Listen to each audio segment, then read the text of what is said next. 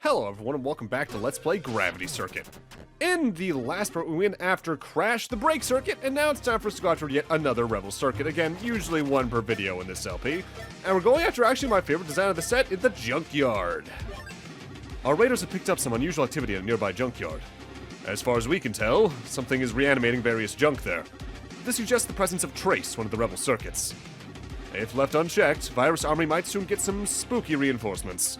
So, go out there and stop those junk bots. Make sure you don't leave any behind, because, well, I don't like the idea of such spooky things roaming about. Take on this mission?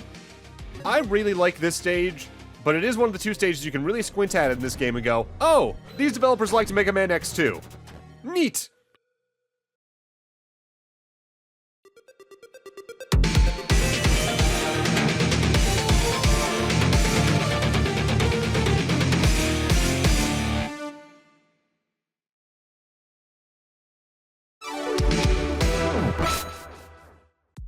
So the Junkyard's big thing is, well, it's a junkyard. We're gonna have a bunch of zombie bots prowling about, but the big thing with them is that a lot of them can spawn somewhat out of nowhere in the middle of any of the junk tiles on the floor. On top of that, similarly to Crash's stage, we're gonna have junk blocks falling down to hit the ground, sort of like Dustman's stage in Mega Man 4.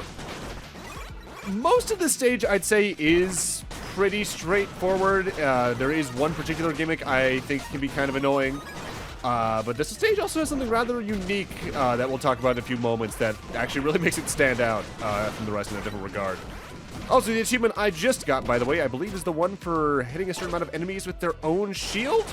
Because hitting an enemy to knock their shield out and then throwing the shield at the enemy is effectively a guaranteed stun state for them. Meaning you can just grab them yourself and then throw them at someone else. Which, honestly, very satisfying loop to do with most enemies in the game. If you're going for discs, by the way, and I have to go back for this one down the line, the little hatch I just destroyed, as well as the bug it shoots out, have their own separate discs.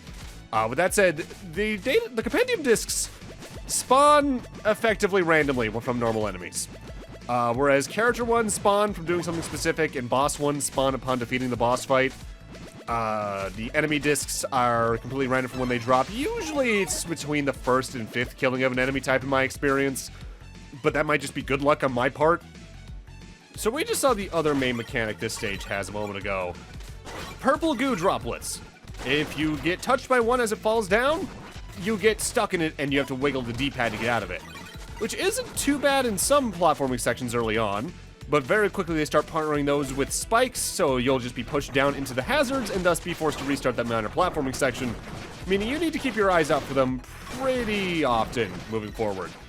Honestly, I'd say they're the biggest issue if you're trying to rush through, because if you're just taking your time, the biggest annoyance is actually the Dustman ceiling wall crushers, which, again, thankfully, not instant kill, but worth keeping your eye out for all the same, because you do take some pretty hefty damage from hazards unless you use that specific booster chip from the nurse's shop.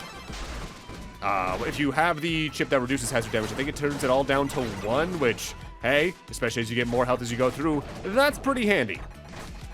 Now, something I should note, I've already mentioned that they mark the hostages you've saved on the stage select screen, as well as the difficulty of the boss or stage individually. They also mark when you've gotten a level's power-up, namely the health or burst-up power-ups wherever they may be in a given stage. But that said, they won't mark which one is in what stage until you found it. It's just a matter of finding it at that point. I don't remember if there's actually some way that marks where the pallet chip is for that. Or rather, if you've gotten it or not. I don't think there's a way to actually locate things directly without just combing the area of the level design for it, which can be a little annoying in some cases because there's some tile sets in this game that I think reading where things can be broken is a little harder to do. On top of that, the old good trick from Shovel Knight where looking for cracked walls won't always apply because sometimes the breakable walls are offset in different ways. Like there's just a separate section, there's a slight lighter color, etc. And in some of the tile sets, because of that, it's kind of hard to read. At least if you're just trying to go through the stage itself. If you're actively combing for things on, say, like a second run of a stage, it's probably going to be a little easier there because you're not worried as much about getting through the level as you are looking through it, if that makes sense.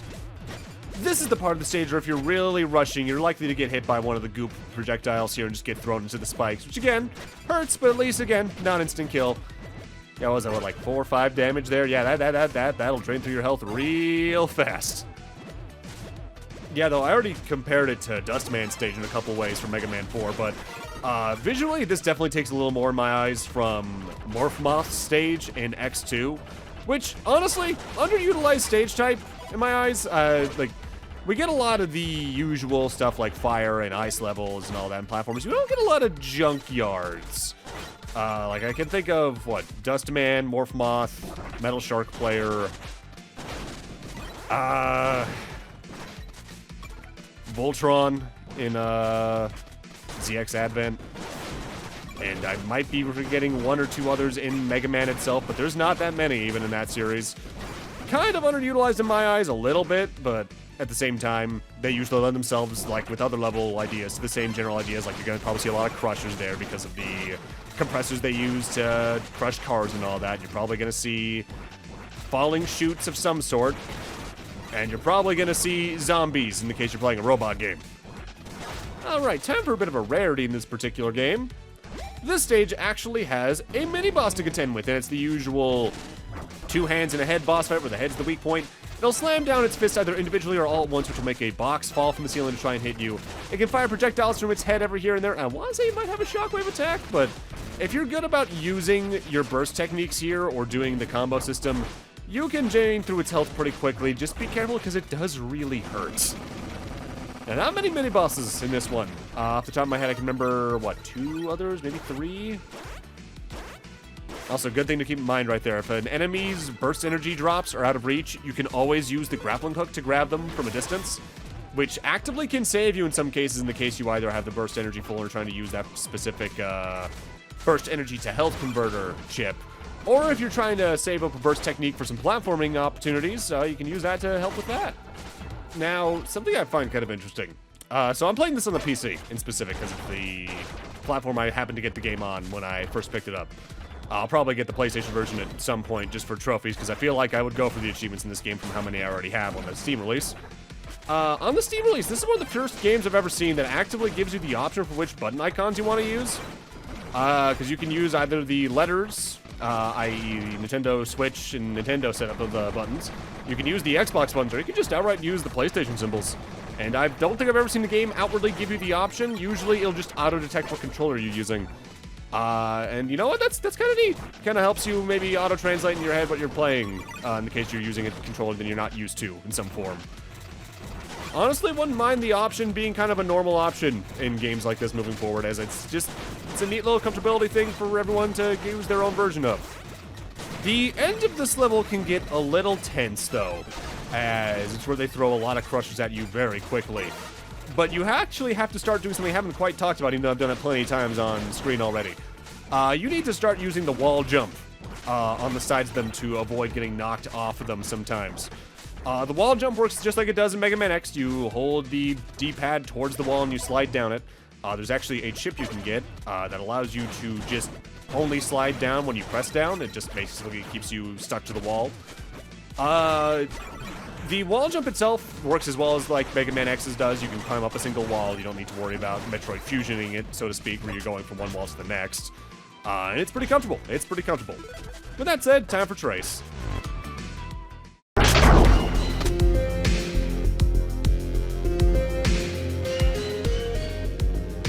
Well, well, well, if it isn't the hero.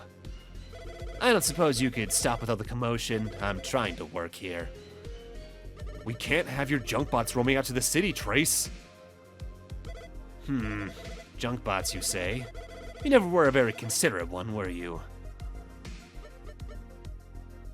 Even without them, you would just try to take me down all the same. Isn't that right? So, perhaps I shall persuade you to reconsider.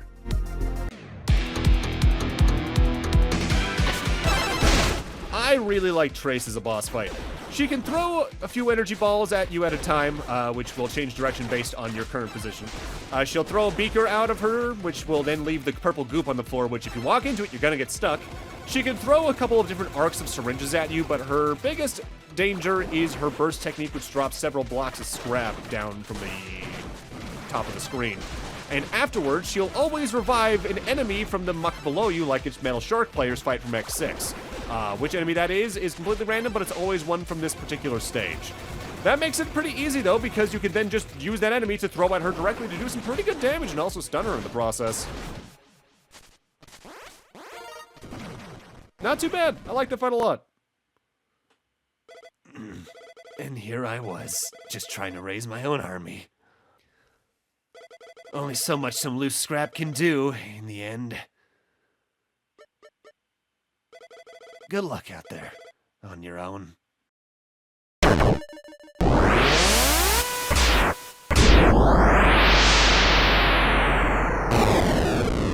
was she hot?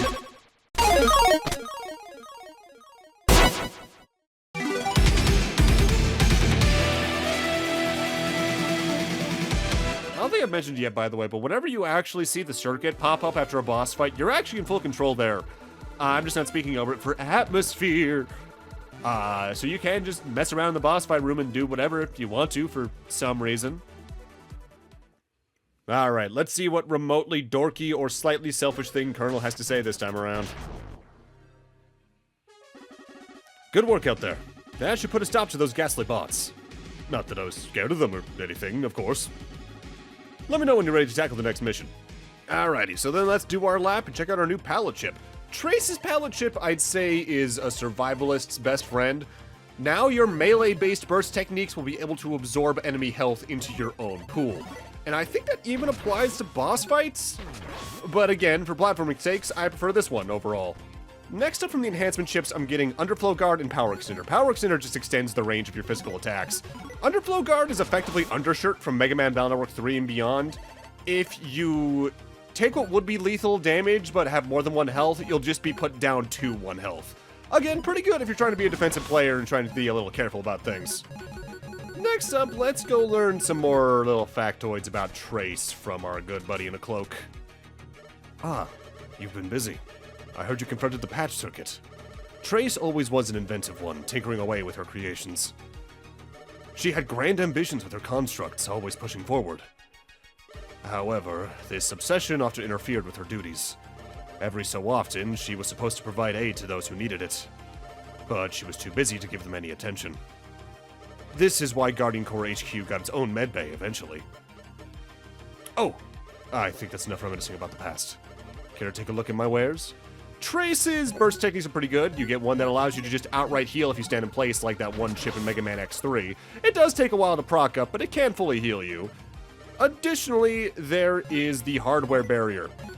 You create a shield from yourself around yourself like Sonic, and you can absorb a hit with it. Additionally, when it gets destroyed, it lets out a shockwave that can destroy enemies. Pretty good, pretty good. Oh, thank you for rescuing me from those awful junk bots at the junkyard. Their ghastly appearances overwhelmed my logic circuits, effectively paralyzing my servos.